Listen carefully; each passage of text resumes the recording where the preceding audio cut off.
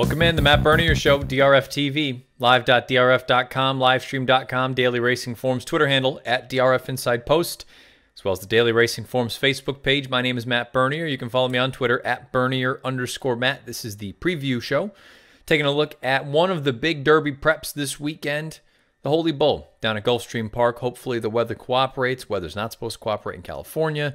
We'll find out what we get in New York at Aqueduct for the Withers, but big weekend as far as three-year-old preps are concerned. We'll also go in to Super Bowl 53, give you a little bit of a look at the Pats and the Rams coming up on Sunday night. If you listen to this live, thank you for doing so. Podcast, though, like most of you, YouTube, SoundCloud, iTunes, video.drf.com, as well as Spotify. You're over on YouTube. Click the subscribe button, give us a thumbs up, write us a review, write comments beneath the video player, X, Y, and Z. Do whatever you want. But if you subscribe and you make sure that little bell icon's lit up, you're going to get everything that DRFTV has to offer. So why wouldn't you do that? And if you are over on iTunes or Apple Podcasts or however you get your podcasts, subscribe, write us a review, give us a rating, whatever you feel like. For better or for worse, fire away. And then again, on Twitter, you can always reach out to me @Bernier_Matt. Not going to waste any time. I'm going to get right into the analysis of replays and using Formulator for the Holy Bull. And again, we'll wrap things up with a look at Super Bowl 53. First things first, the ponies. Let's take a look at the Holy Bull. Three big Derby preps this weekend. Figured that ultimately I'd land down here in South Florida, take a look at the Grade 2 Holy Bull. Although having said that, I think the race at Aqueduct is really interesting. And the race out in Southern California, I don't know how interesting it is. The bigger news story to me is going to be the weather out there. But you can find all that out there on Out of the Gate, and you can find also over on video.drf.com or the YouTube channel for the Racing Form. This race here sounds like there's a chance of some weather. I'm going to hope that things cooperate with us, and maybe it's not a complete washout, even a little bit of rain, not the end of the world, but I just rather it not end up being like what we're looking at out at Santa Anita on Saturday. So as you can tell, mile and 16th, short run into the first turn. Think that could be a major, major key to this race. You got a big full field in here, and we'll go through and we'll talk about some of them, show you some replays. Number one's Garter and Ty. Now, I'm going to wait to show you the replay of the Mucho Macho Man until we get to Mijos. You can see right here, in the grand scheme of things, thought it was a decent enough effort. I should probably start each one of these that I do and go over the numbers. You can see up here in the upper right-hand corner, ultimately, I come up with a buyer that I think is going to be at least what it takes to win a race like this, as well as a corresponding or a sort of coinciding number for the Timeform US ratings. Usually, I say there's about a 20-point differential between the two. And the way that I go through and I do a race like this, I look for the highest last out buyer in the field. You're going to scroll down here. You're going to see Maximus Mischief has that, a 97. And the highest last out raw Timeform US rating, for 117. As a very, very rough number, it's totally subjective. There's no real reason why, no rhyme or reason. But over the years, just seems like this is usually a pretty good barometer for me to go through. I take 5 points off of each.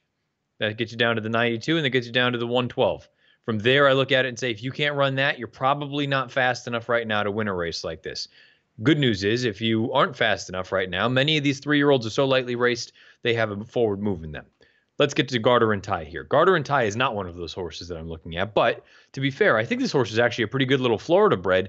I think he wants to go shorter. I don't think 2 turns is going to be to his friend, to his liking. You see the dam. Overall, that family is very, very productive. A number of Florida breds, a number of stakes winners down there, but no one at a giant level. To be frank, I don't know that I think Garter and Ty is anything more than a minor award in a race like this. I don't love his chances of winning. Heck, I don't even really love his chances of hitting the board in here. Again, I really believe he's going to be better off going shorter, 7/8 of a mile, maybe a 1-turn mile. Maybe ultimately he's a Pate mile kind of horse. I don't like him as the distances get longer and they go 2 turns. Federal Case is going to be the first horse that we'll take a look at his tape. You can see he's by Gemologist. Now, Gemologist stands for $4,500. They paid $650 grand for this horse, so clearly he looks like something. You have a bit of an uncharacteristic Todd Pletcher formulator effect, a negative one here. Past 3 years, dirt, winner last out, second after the layoff, route races and graded stakes. Only 1 for 28. 15 of them, though, in the money with a 31-cent ROI. When there's that many in the money, perhaps it's a matter of just being a little bit unlucky. But at the end of the day, 1 for 28 is 1 for 28. Having said all that, I thought this race in the non-winners of one, other than the first time that Todd had this horse, I thought it was actually quite good. We're going to take a look at that replay right now. And he's the number 3 horse. He's going to break a little bit on the awkward side. At the end of the day, it doesn't really compromise him too badly, but he's got a little bit of a hop here. Okay, coming off of a layoff, it is what it is. No big deal. I'm going to fast forward this. Now you're going to see going down the backside, he's basically pushing this 5-2 shot throughout the majority. And look, it's a 4-horse field, and they're the only two that are really doing any kind of running. But really, right about now is when you start to think that perhaps that horse in the Reeves Silks is going to put the Pletcher horse away and go on with it. But I love the fact that this horse for Todd digs in and ultimately, in my opinion, goes and gets the pace setter, not a matter of the pace setter tiring. I think this is a really, really gutsy effort for a second-time starter, first time against winners. I love that he goes and gets this horse in the shadow of the wire. Gallop out pretty solid. I thought this was a big effort. Now, if you look at it strictly from a numbers standpoint, I think the Beyer might be a little bit on the high side. I think it's probably closer to a mid-80, even maybe a low 80, as opposed to an 88. Having said that, there's no reason to think that he can't take a step forward here. He's got a bunch of bullets in his back pocket that he just keeps working great, apparently. I'm very intrigued by this horse. I don't know if Saturday is going to be the day for him, but I do think he's got some ability, and I wouldn't be surprised at all if he ended up being a horse that, you know what, let's say, I'll just throw out a number because tomorrow is going to be the 1st of February. Let's say 2 months from now, the 1st of April, I think this is going to be a name that we're pretty familiar with as far as the 3-year-olds are concerned. I think Federal Case is a nice horse. The 3 is Epic Dreamer, goes out for Kelly Breen. Bet down to 6-5 as the favorite in the Springboard Mile most recently. I didn't think that trip was the most comfortable for him. Now, admittedly, I didn't love him going into this race. I know he looked good in this race at Belmont Park, breaking his maiden, but the way that he moved here in this career debut, and I know he ran into some good horses. Mijos was in there as well. I don't know that this horse has the gear or the ability in his back pocket anyway to sit off of horses right now and go on with it. The one thing I do know, though, coming out of that springboard, I thought he got a lot out of it. This is not a very comfortable trip for this horse. He's the number 1, red cap, black body. He's been in between horses throughout, basically, which is a little bit difficult to imagine because he had broken down on the rail.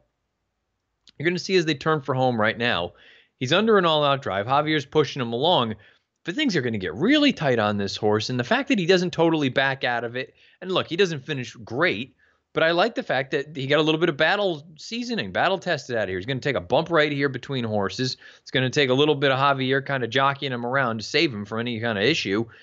I just like the fact that he kept going, that he didn't totally pack it in. Having said that, I don't know that he's really of this caliber. I think the best horses in this race are quite good. I'm a little bit mixed as far as my overall thoughts and feelings on Epic Dreamer. I think he's a decent horse. He's by Orb. I wonder if at some point you try the turf with him. But at the end of the day, to me, he's just sort of an also-ran in here. I don't view him as a major contender. And then also that springboard, it hasn't come back great. Long-range Toddy, I know he finished second in that race out at Oaklawn on opening day, but only an 83 Beyer. Makes me wonder a little bit about the quality. Everfast, the number 4, 1 of 2 in here for Romans. This one I'm not going to spend a ton of time on just based on speed figures. Definitely has some work to do. Perhaps the distance will be to this one's liking. Like you say, 5 of the 6 races of his career so far have come going 2 turns. I just don't think he's quite fast enough right now to even be a major player. Same can be said for Harvey Wallbanger. Harvey Wallbanger, you take a look, he's taken money in each of his past 3 starts, all 3 of those going 2 turns. Look, these first 2 races, it made you think that maybe there was something here, and perhaps there still is. I just didn't think this was a good race, this October 28th race, and then the November 17th race, excuse me. Sure, he got the job done, broke his maiden, but in slow time, a 64 Beyer, 88 time form rating. And take a look and see what this field has done. I know the 5th and 7th place finishers earned 72s, but the runner-up came back and earned a 44. To be honest, I just don't love this horse. If this thing ends up being an absolute staggerfest at the end, maybe he'll come with a late run, but I just don't love his chances in here. The 6 is Mijos. Now, Mijos is very likely going to be the second choice in here. There are 2 horses that are going to take the lion's share of the money in here, Mijos, Maximus Mischief. We'll get to him in a bit. I've been quite impressed, really, with all 3 of this horse's starts to date for Jimmy Jerkins. The maiden score I thought was very nice. It was a determined effort. And ultimately, once he did hit the front, I just thought it was a very impressive effort all around. And then this Mucho Macho Man, I thought this was a really nice effort from him. You're going to see he's out here in those Centennial Silks. This is Code of Honor, who was the big shug horse coming off of a long layoff. Needed to see what you were going to get. And keep in mind, earlier we spoke about Garter and Ty. He's down here on the inside. Going to let it roll as they're coming around the far turn. Mijos has got some work to do. He's going to be coming wide, and he's going to be coming from off of what's not a blistering pace by any stretch. Down at Gulfstream, 45 and change. That's not crazy. He's going to have to go and get a good horse and trophy chaser. And I got to be honest with you, the way that he does it, very, very impressive. Now, you're going to see something, again, for those of you that aren't really giant fans of lead changes or worry about it too much, this isn't going to matter to you. He's a little bit late with his lead change Still on his left lead, still on his left lead, still there he goes, changes over. That's kind of been his MO in all 3 lifetime starts, just a hair late for some reason. But I love the determination. I love that he goes and gets this horse on the front end, who's a nice horse in his own right. The only thing that I'm a little bit unsure of, and we'll take a look at the gallop out real quickly before they cut away to the results. The only thing I have this nagging suspicion that maybe additional distance isn't going to be ideal for him. The gallop out is fine. It's inoffensive. There's nothing wrong with that. I just, like I said, more and more time goes by, and I don't have anything really to base this off of. I just do wonder a little bit, how far is he going to want to go? Mile and 16th, this should be within his scope. But at the same time, I don't know that at a shortish price, I really want to find out that this isn't actually what he wants. That he's going to be a nice one-turn horse as opposed to a two-turn horse. And he's very grindy. Grinded away. This race here, he grinded away to make the front and ultimately got it done. I like him. I think he's a really cool horse, and I think there are going to be plenty of races for him. I just want him to prove to me that 2 turns is something that he can handle and be successful at before I go and fall in love with him. Come On Jerry, I think, is an interesting horse, not necessarily for Saturday, but I think he might be okay going forward. And there's a part of me that thinks that once they put him on a different surface, that could really be when you see this horse come and really kind of flourish. We're going to take it right out of the gate break because I thought this was a really nice ride from Robbie Alvarado. He's breaking from the 7 hole right here. And you're going to take a look. Again, keep in mind, short run into that first turn here. Alvarado gets into this horse and makes sure that they go. Now, he's going to be caught a little bit wide early on, but I like the fact that he is intent. There is no second guessing this. We're going. We're going to clear off. Sure, we're sitting 5-6 paths off the rail right now, but we want to get over. We're going to save as much ground as possible after that. That's how I think you need to ride from that outside post. It helps when you have a horse like this. That distance shouldn't be an issue. We'll fast forward here because he takes a little bit of heat here from this 2 horse. You're going to see they're going to go into the far turn now. The 2 is pushing. This 7 horse actually goes on quite nicely. I thought this was an impressive effort from Come On Jerry. Now, the problem is he's not necessarily fast enough right now to run with the top boys in this spot. Doesn't mean he can't take that step forward. The thing that I found more interesting, I think he got a little bit goofy there on the far turn with his lead changes. I was having a difficult time even looking at the head-on to really confirm or deny that, so don't hold me to it. But I think he got a little bit goofy with his leads. The thing that I find fascinating about this horse, and we're just going to let it run through the stretch before I go back and show you the details of it. From a pedigree standpoint, I think he should be running on grass. Now, he doesn't have really a turfy move. He gets over the dirt pretty easily. There's no real high leg action, but you take a look. He's a half to a horse called Fundamental, who was a grade stakes place turf router. He's a half to a horse called Inflexibility for Chad Brown, who's a stakes winner, multiple graded stakes place turf router. You can see the sire Elusive Quality, 12.8% with the turf runners, 10% with the first-time turf runners. They paid a lot of money for this horse. The Albaugh family usually does a very, very good job identifying talent. This, to me, or whoever buys the horses, this, to me, is the kind of horse that you're going to ride this sort of 3-year-old potential Triple Crown, potential Derby thing for as long as you can. And at some point, you will need to go and find out ultimately if he is better suited on a different surface. I keep going back to turf, but at the same time, I also take a look here, and I hope you can see it when I highlight it. The breeder, you'll note that they are based up in Ontario, which means what? This horse, in theory, is a horse that could potentially end up being one that we're looking at for the Queen's Plate coming up in July up at Woodbine at 1.25 miles, the Canadian Kentucky Derby. So, Come On Jerry, I don't know if I love him on Saturday. We'll see. If he takes a big step forward, perhaps he's an interesting one to keep an eye on. But at the same time, I look at him and say, this horse, sneaky. If you're looking at him from like an investment standpoint, who can you buy stock in? Who can you look at? You see Maximus Mischief, I get it. Everybody knows what his deal is. Mijos as well. Even Pletcher's horse. But Come On Jerry, he might be the one you can get a little bit cheap right now that down the road, who knows? Maybe he is every bit as good as one of these other horses in time for Romans and company. Let's go on to Maximus Mischief. He's going to be the favorite in here. He is an omnifig. For those of you that don't know what an omnifig is, all 3 of his Beyer speed figures to date are faster than anyone else's best. He has the 3 fastest races in this entire field. Jose Ortiz has the ride for the first time. This is going to be his first start since December the 1st. So he's been gone for a little while, goes out for Butch Reed. I saw this career debut. I thought that was great. Look, he's fast, X, Y, and Z, da-da-da-da. Watched the 7/8 race. Really liked what I saw there. And then we go into the Remsen. He's bet down to odds of 7-5. And to be honest, I thought he was very, very impressive. Now, a little bit green in the grand scheme of things, but first time 2 turns. And the bigger piece, you got to keep in mind, this race is at 1.125 miles. And they're not going to go 1.125 miles on Saturday, but the fact that the distance didn't really get to this horse, you see right now, it looks like Tax is taking a serious crack at him. But ultimately, Maximus Mischief kind of flicks him away and goes on with it. This is a horse, initially, when I watched this tape for the first time, I was like, is he getting a little bit tired out there? Is he getting a little bit goofy and maybe the stride isn't great? More and more I look at it, I think he's just kind of green out there and figuring things out. I don't know that I want to have a ton of money on this horse. Again, keep in mind, he's going to be a very, very heavy favorite in here, I'd imagine, somewhere odds on. I don't know that I'm torn, to be frank. I think the talent is obvious. The talent is there. The form of the Remsen has come back solid. The 4th and 6th place finishers, both next out winners with 89 and 83 buyers. So you don't have to worry about the quality. He has beaten good horses. There's just a part of me that does wonder if down the road, eventually we get a little bit of a hiccup where perhaps distances do start to be, I know I'm fumbling all over the place. Maybe the best way to put it is, I think he may be better or at his best going shorter. Doesn't mean he's incapable of getting longer distances. We'll find out. He's only run 3 times. It's way too early to tell. He's won by open lengths in all of them. The things that I find a little bit intriguing, all 3 victories gate to wire fashion. You can see Timeform US has basically had all 3 of his races with slow paces.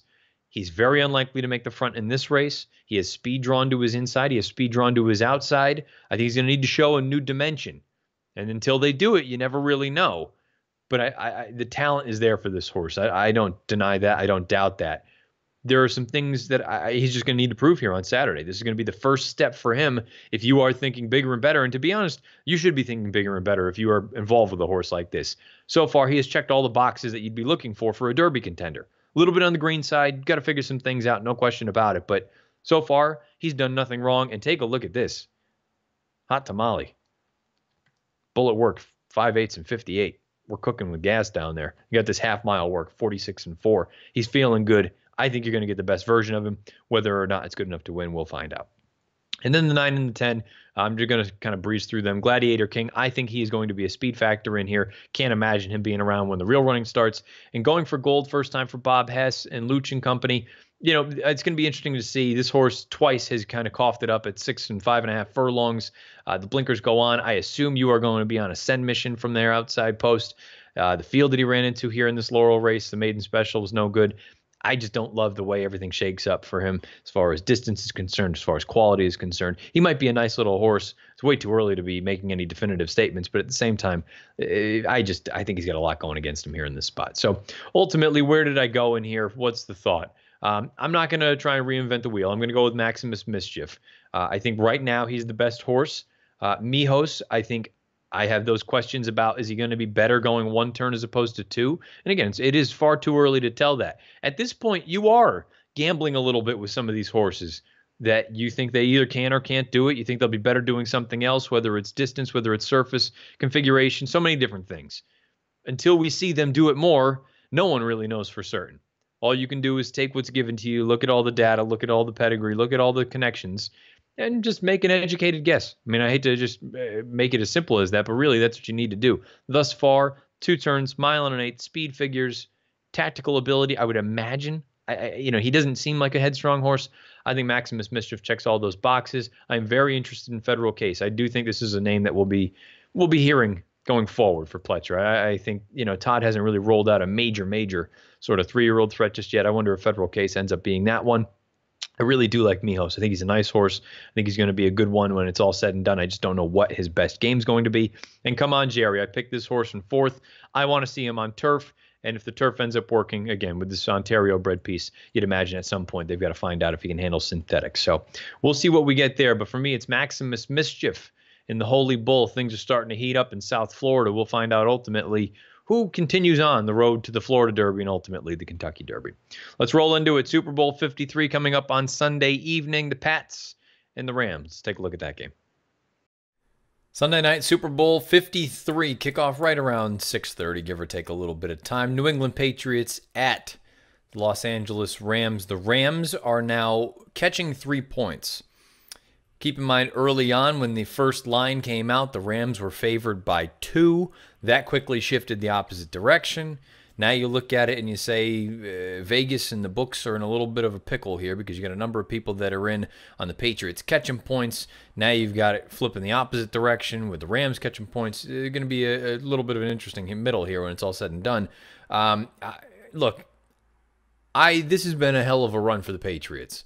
As a Patriots fan, unabashed and unashamed to admit that, this is not necessarily the path that it looked like they were going to take throughout the season.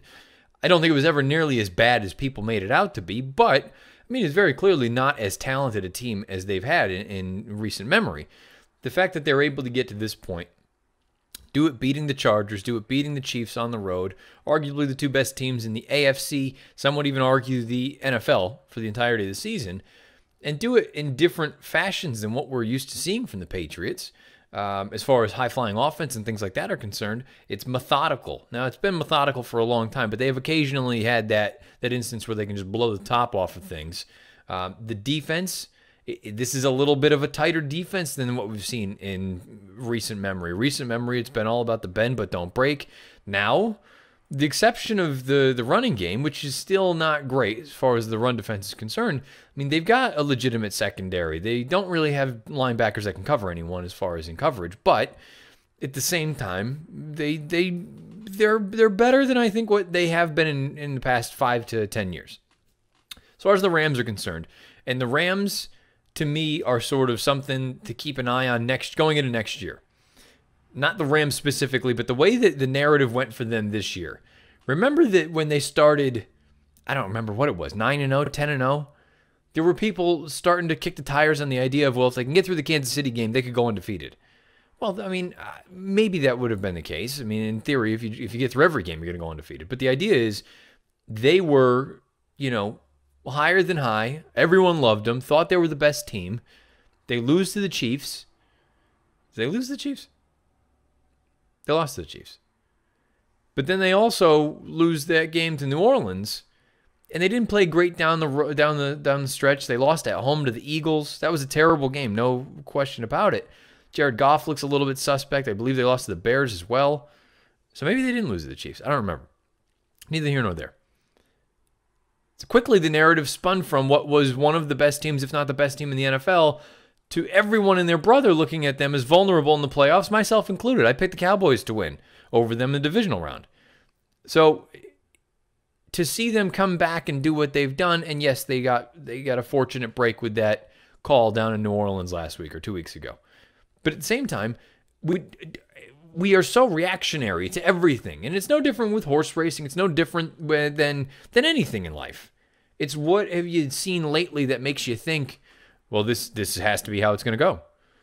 I think everyone is looking at this game saying, well, the Rams, sure, they got in here. They're a little bit lucky. The Patriots, they're rolling along. They beat the Chiefs. The Patriots just must win this game. I don't know who's going to win the game. I hope the Patriots win. But in every Patriots Super Bowl during this run, the games have been this close.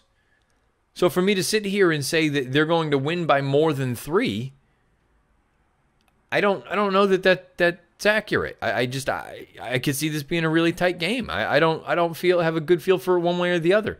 If the Pats can run the ball, certainly they're going to be in good shape. If they can just keep the Rams to a dull roar as far as the running game is concerned, whether it's Gurley or C.J. Anderson, who knows what the hell's going on with Todd Gurley. You hear certain media folks say that he is hurt, that he isn't hurt, that he lost his confidence, that Sean McVay lost his confidence in him. I don't get it. You don't just take the best player on the field for the most part off the field. I think there's an injury, but who knows? The idea is if the Pats can slow that part down and you put it all on Jared Goff, I don't know if Goff is ready for something like this again against the secondary for the Patriots that has actually been pretty good this year. I think the Pats will win. I just don't know by how many. And accordingly, because every one of their Super Bowls has been close, I know that no two teams are the same and no two games are the same, but I mean, we got a pretty good trend going on here. I'm not going to just sit here and assume that they're going to win by a touchdown or 10 or 14 if they do win. Give me the points in a game that it feels like it's going to be a field goal game one way or the other. And if that's the case, I'd rather catch the points and know that maybe there's a situation where the Pats win by 2 or the Pats win by 1 or something like that, rather than have to have them win by more than 3 in order to win. I'm going to go with the Rams +3, but I am picking the Patriots to win the game outright. You're not going to get much. Although I say that 3, the money line can't be much more than, or any worse than what, like -180, somewhere in that ballpark. You can find that out and more over on sports.drf.com. Next week, I think we're going to start rolling out the DRF Sports Bet of the Day. You'll have basically one a day from Tuesday through Sunday, so that'll be something to keep an eye on. And again, if you haven't taken a look at it, head on over to sports.drf.com as well as statfox.com. All sorts of great details and little nuggets and news and information, all sorts of stuff. I use it all the time if I'm making a bet, and I would just encourage you to at least take a look. At the very least, I'm not telling you you have to do it, but I would say you'd be smarter to do it. Just go and take a look. Sports.drf.com as well as statfox.com. Super Bowl 53, Pats at Rams. I'm taking the Rams with the points, +3. I'm picking the Patriots to win the game. So there you have it. Super Bowl 53, buttoning up the NFL for this calendar year. If you've been listening live, thanks for doing so. Live.drf.com, livestream.com, Daily Racing Forms Twitter handle at DRF Inside Post, as well as the Daily Racing Forms Facebook page. If you've been listening podcast form, like most of you do, YouTube, SoundCloud, iTunes, video.drf.com, as well as Spotify. If you're over on YouTube, click the subscribe button, give us a thumbs up, rate and review, the whole 9, comments, questions, all that kind of jazz beneath the video player on YouTube. If you are over on iTunes, Apple Podcasts, however you get your podcasts, subscribe, write us a review, give us a rating. Always greatly appreciated. Questions, comments, concerns, again, beneath that video player or on Twitter at Bernier_Matt. Admittedly, I am seeing feedback on Twitter, but I'm making a concerted effort to throttle back a little bit on my Twitter participation. So if you don't immediately get an acknowledgement, doesn't mean that I didn't read it. And who knows? I'm only at about a week worth of this sort of, I don't want to call it a hiatus, but of me trying to throttle back on the Twitter participation. That could easily change by Sunday night, depending on what the hell's going on with the football game. I will be back on Tuesday with the recap edition. We will go over all 3 of the Derby preps. Hopefully hopefully not all of them are washouts. Sounds like California's going to be. Hopefully Florida's not. And I haven't taken a look at the weather in New York just yet, but we'll find out. We'll go over those 3 races, and then we'll get you with the quick hits and the stakes montage. Best of luck this weekend. However you play, whatever you play, wherever you play. This has been the preview edition of the Matt Bernier Show. Go Pats.